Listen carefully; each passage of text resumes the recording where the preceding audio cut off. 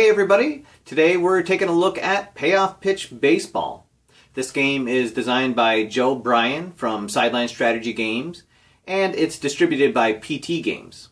It was released in 2013. It's for 1 or 2 players, and the game's going to take you about 30 minutes to play out.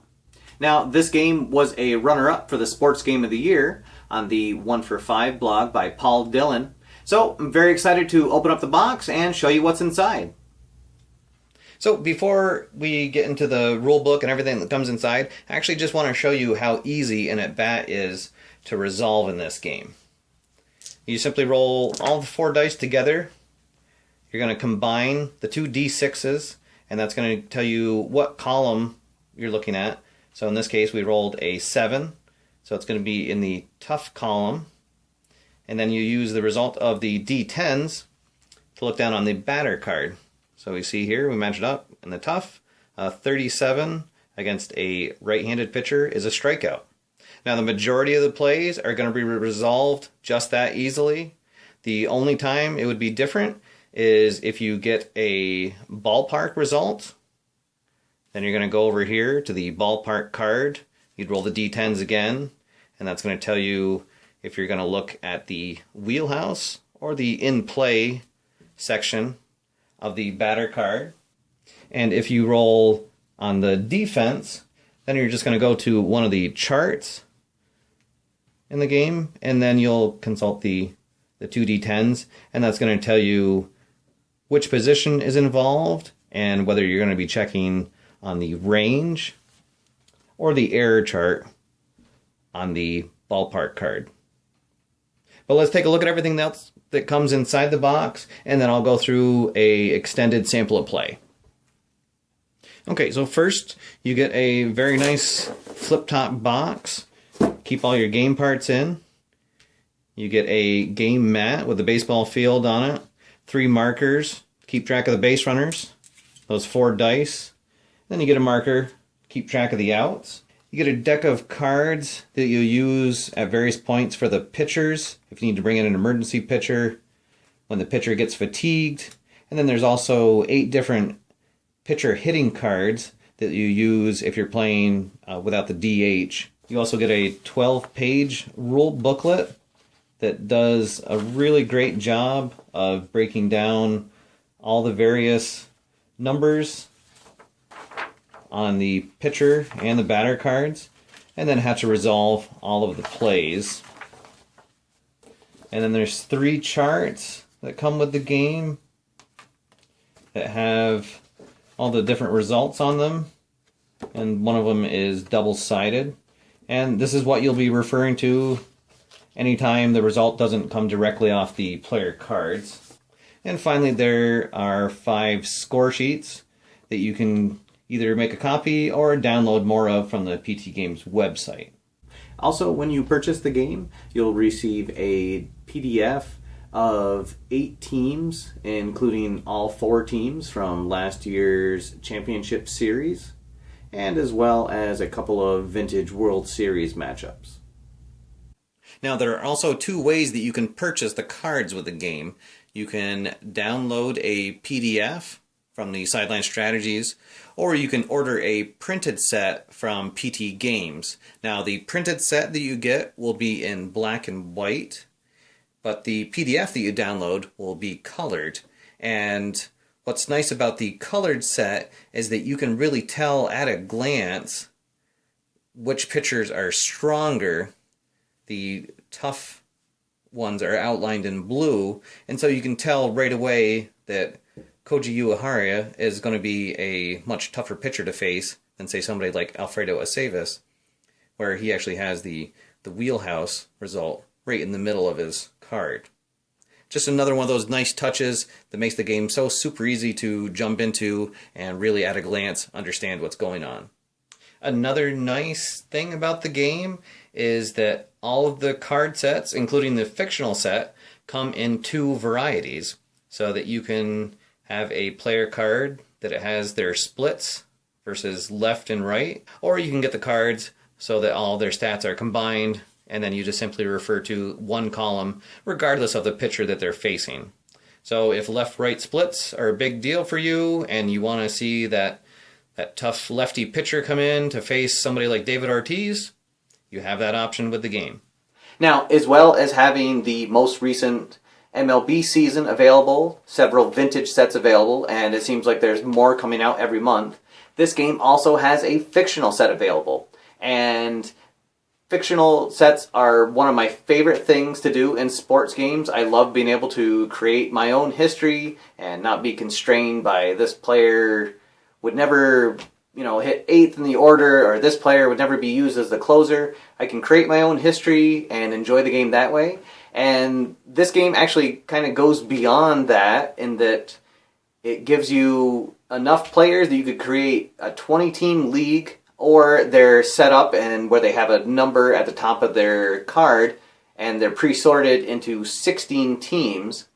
And then they've even included a season set of stats and records. So if you just wanted to play the playoffs for this league, you could just use those records and jump right in and go through and do the playoffs. Or you could play out the whole season yourself, create your own history. And it's really neat, and as a nod to some of his fans, he's used some real people in the sets. So if you happen to know any of those people from the Delphi forums, it's kind of neat seeing them come up to play on your tabletop.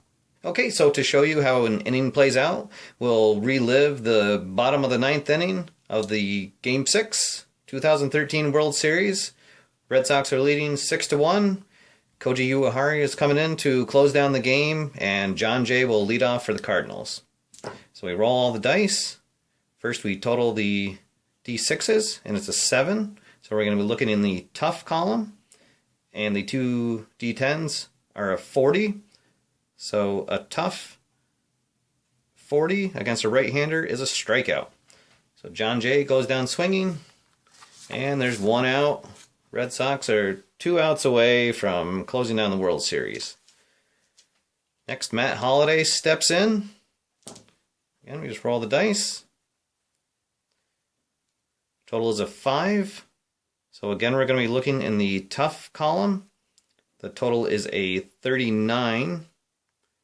So in this case, it's a double. So Matt Holliday fights off a tough inside fastball, smacks a double off the wall, and there's 1 down and 1 runner on. So that'll bring up Matt Carpenter with Holliday on second base. And so again, we're going to be looking in the tough column. It's a 25, so it's another strikeout. So now the Red Sox are just 1 out away from closing down the series. That'll bring up Carlos Beltran. Here's the pitch. And the total's a 10. So again, we'll be in the tough column. And it's a 64, which actually goes out of the range. So it's going to be an out. So we'll go down here, and a 64. It's a ground out to the shortstop. So Drew hauls it in. On to Napoli at first, and the Red Sox are the 2013 World Series champions. Okay, so there's a look at Payoff Pitch Baseball. And as you can see, it really is an easy game to just set up and intuitively know how to play. Now, there are some charts that you'll be referring to when there's a possible double play or when you're trying to steal a base. But really, all of that flows almost as easily as you resolve the majority of the at-bats. As I said, when you're using the colored versions, when you download the PDFs of the card sets, you can really tell at a glance which are the tougher pitchers and the pitchers that are going to be a little easier to tee off on. I love all the terminology that's on the pitcher cards.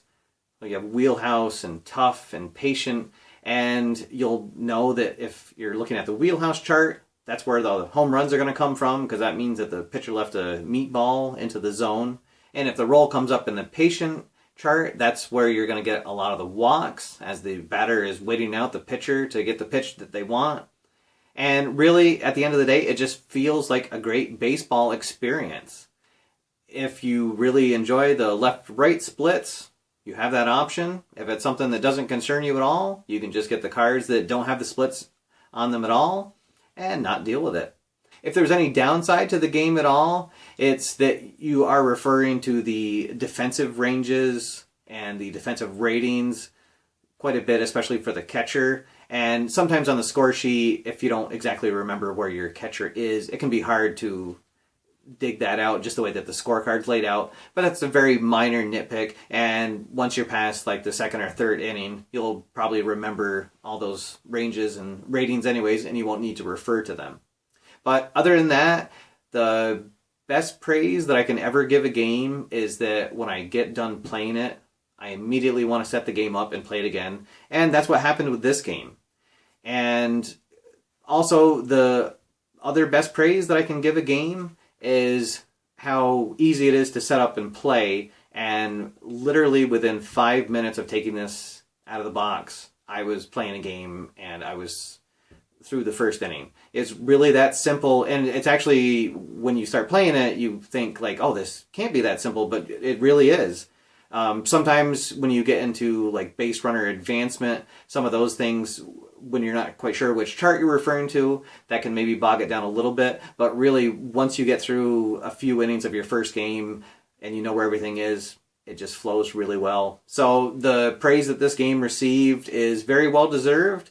And this is definitely something, if you're looking for a little different experience in a baseball game on your tabletop, head on over to Sideline Strategies or PT Games and check out Payoff Pitch Baseball. Alright guys, that's all for now. Thanks for watching. My name's Steve, and I'll see you next time after further review.